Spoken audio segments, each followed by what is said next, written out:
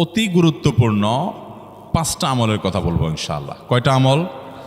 5টা আমলের কথা বলবো। জীবনের তরে এই 5টা আমল সারা জীবন নিয়মিত আঁকড়ে ধরবেন, আমল করবেন। যারা নিয়ত করতেছেন হাত তোলেন। আল্লাহ আমাদের সবাইকে আমল করার তৌফিক দান করুন। আল্লাহ আমাদের সবাইকে কবুল মঞ্জুর করুন।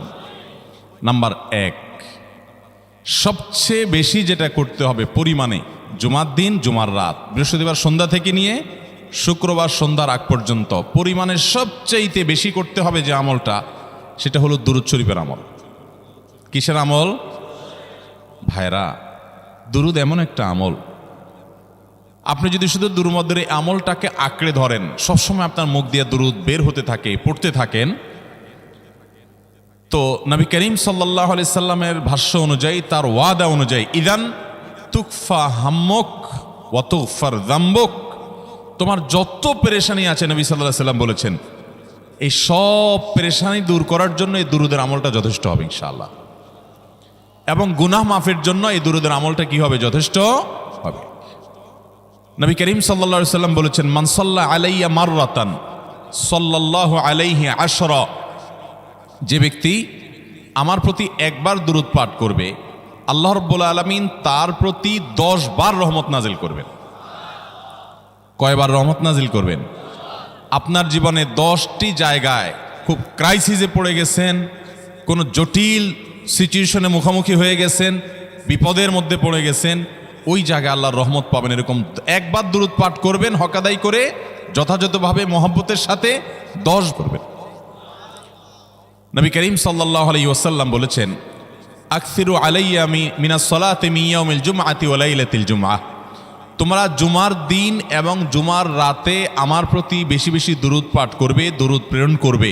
ফা ইন্না সালাতাকুম মা'রুদাতুন আলাই, কারণ তোমরা যে দুরূদ পাঠ করো এটা আমার কাছে পেশ করেন আল্লাহর ফেরেশতারা, এবং রীতিমতো নামধাম সহকারে আল্লাহর একদল ফেরেশতা নিয়োজিত আছে। তারা বলেন, আল্লাহ, হে আল্লাহ রাসূল, আপনার অমুক উম্মত, অমুক অনুসারী, আল্লাহর অমুক বান্দা পৃথিবীর অমুক প্রান্ত থেকে, অমুক দেশ থেকে, অমুকের সন্তান, সে আপনার প্রতি দুরূদ পেশ করেছে জুমার দিনে, জুমার রাতে বা অন্য সময়ে। এটা নবী করিম সাল্লাল্লাহু আলাইহি সাল্লামের কাছে রিপোর্ট দেওয়া হয় আল্লাহর নিযুক্ত ফেরেশতাদের মাধ্যমে। আপনি যখন দুরূদ পাঠ করবেন, আপনার ভিতরে এই ফিল হবে যে আমি দুরূদ পাঠ করছি, আর আমার নবীর কাছে এটা উপস্থাপিত হচ্ছে আমার নাম ধাম, আমার রিপোর্ট সহকারে। এই জন্য শুক্রবার দিন এবং রাত, অর্থাৎ বৃহস্পতিবার সন্ধ্যা থেকে নিয়ে শুক্রবার সন্ধ্যা পর্যন্ত এই 24 ঘন্টার মধ্যে নবী করিম সাল্লাল্লাহু আলাইহি সাল্লামের ভাষ্য খেয়াল করেন, আকসিরু আলাই।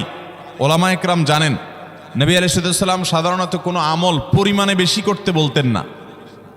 পরিমাণে বেশি করতে বলার মতো আমল খুব কম ইসলামে। গোটা কোরআন যদি খোলেন আপনি, পরিমাণে অধিক করতে বলা হয়েছে এরকম আমল খুব বেশি পাবেন না। তোমরা বেশি বেশি করে নামাজ পড়ো, বেশি বেশি করে রোজা রাখো, এরকম কথা কোরআন হাদিসে নাই। অবশ্যই একজন ইমানদার 5 ওয়াক্ত ফরজ নামাজের পাশাপাশি অধিক পরিমাণে নফল নামাজও পড়বেন, সেটা ভিন্ন কথা। কিন্তু কোরআনে বেশি পরিমাণে আল্লাহর জিকির করার কথা বলা হয়েছে।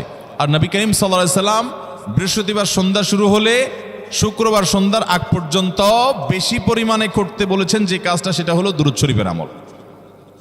অতএব ভাইরা আমার, বৃহস্পতিবার সন্ধ্যা থেকে নিয়ে শুক্রবার সন্ধ্যা পর্যন্ত, আপনি দোকানদার মানুষ, বৃহস্পতিবারে ব্যবসা করছেন, দোকানদারি করছেন, কোনো অসুবিধা নাই।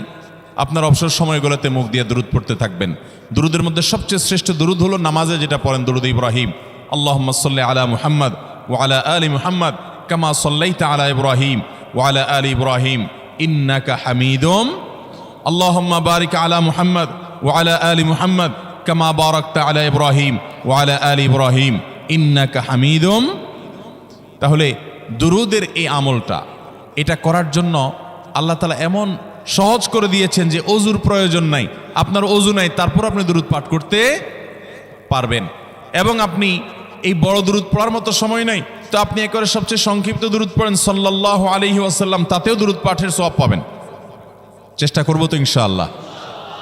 শুক্রবার আসবে, দুরূদ বেশি বেশি করে পাঠ করব। আপনি দোকানে কাজ করেন, আপনার দোকানে আপনার সহকর্মী আরও কাজের লোক আছে, আপনি সবাইকে স্মরণ করাবার জন্য নিজে জোরে জোরে দুরূদ শরীফ পড়বেন এবং বলবেন যে শুক্রবার শুরু হয়ে গেছে, সবাই দুরূদ শরীফের আমল করো। ভাইরা আমার, আমি আমার জীবনের কথা বলতে পারি। আমার জীবনে ওই যে হাদিসের উপরে ইয়াকিন এবং বিশ্বাস আলহামদুলিল্লাহ ছিল, আমার জীবনে আমি অনেকবার দেখেছি এরকম জটিল পরিস্থিতি হয়েছে যে দেয়ালে পিঠ থেকে গেছে, নড়ার জায়গা নাই, আর কোনো আপাত দৃষ্টি থেকে এই বিপদ থেকে উদ্ধারের কোনো পথ নাই। দুরুদ, ইস্তেগফার, দোয়া ইউনুস, এই তিন আমল, পাশাপাশি ইয়াজাল জালাল ওয়াল ইকরাম, এই চারটা জিনিসকে এমনভাবে ধরছে, বিশেষ করে দুরুদ, স্পেশালি সারাক্ষণ দুরুদ। আল্লাহ রাব্বুল আলামিন এমনভাবে সহযোগিতা করেছেন, এমনভাবে উদ্ধার করেছেন যে কল্পনা করলে অবাক লাগে এখন যে এটা কিভাবে সম্ভব। ভাইরা আমার, এক সাহাবী নবী করিম সাল্লাল্লাহু আলাইহি ওয়াসাল্লামের কাছে এসে বলছি, ইয়া রাসূলুল্লাহ, আমি যে দোয়া করি এই দোয়ার মধ্যে আমি নিজের জন্য করব, আমার ছেলে মেয়ের জন্য করব, অনেক কিছু করব, এটা সেটা, রিজিক চাইবো, সুস্থতা চাইবো, অনেক কিছুই তো আল্লাহর কাছে চাইবো। আপনি তো আল্লাহর রাসূল, আপনার জন্য দোয়া করলে আমাদেরই লাভ, একবার দোয়া করলে আল্লাহ 10 বার রহমত নাজিল করবেন, তো আপনার জন্য আমার দোয়ার ভিতরে কত পার্সেন্ট রাখবো? সাহাবী বারবার বিভিন্ন পার্সেন্টেজ বলছিলেন যে 3 ভাগের 1 ভাগ আপনার জন্য রাখি ইয়া রাসূলুল্লাহ, অর্ধেক রাখি, আরো বেশি করে রাখি। তিনি যত বলছেন নবী করিম সাল্লাল্লাহু আলাইহি ওয়াসাল্লাম আরো বাড়ানোর জন্য তাকে উৎসাহ দিচ্ছিলেন। এক পর্যায়ে যখন তিনি বললেন, ইয়া রাসূলুল্লাহ, আমি আমার কোনো দোয়ার সবটুকু যখন আপনার জন্য নিবেদন করব, আমি কোনো একবার যখন দোয়া করব, দোয়া শুধু আপনার জন্যই করব যখন, অর্থাৎ পিওর দুরূদ যখন পড়ব, নিজের জন্য আর কিছু চাইব না, শুধু আপনার জন্যই যদি চাই কোনোবার, তাহলে তখন নবী করিম সাল্লাল্লাহু আলাইহি ওয়াসাল্লাম বলেছেন, ইদান তুকফা হাম্মুক ওয়া তুগফার যামবুক, তাহলে তোমার সকল পেরেশানি থেকে উদ্ধারের জন্য এই দুরূদটাই যথেষ্ট হয়ে যাবে, এবং তোমার সকল গুনাহ মাফের জন্য এটা যথেষ্ট হয়ে যাবে। মোহতারাম হাজরিন, দুরুদের আমলটা এত সুন্দর আমল, কিন্তু আবার তাড়াহুড়া করে পড়বেন না, সাল্লাল্লাহু আলাইহি সাল্লাম সাল্লাল্লাহু আলাইহি সাল্লাম সাল্লাল্লাহু আলাইহি সাল্লাম সাল্লাল্লাহু আলাইহি সাল্লাম সংখ্যা বাড়ানোর জন্য হুলস্থুল করে পড়লেন না, মুহাব্বতের সাথে সাল্লাল্লাহু আলাইহি ওয়াসাল্লাম সাল্লাল্লাহু আলাইহি ওয়াসাল্লাম আল্লাহুম্মা সাল্লি আলা মুহাম্মদ, অর্থ বুঝে বুঝে আল্লাহুম্মা সাল্লি আলা মুহাম্মদ মানে কি, আল্লাহ আপনি মুহাম্মদের প্রতি শান্তি বর্ষণ করুন। আরে ভাই, মুহাম্মদ সাল্লাল্লাহু আলাইহি ওয়াসাল্লামের প্রতি আল্লাহ তাআলা শান্তি এমনি বর্ষণ করবে, আপনি আমি দোয়া করলেও করবে, না করলেও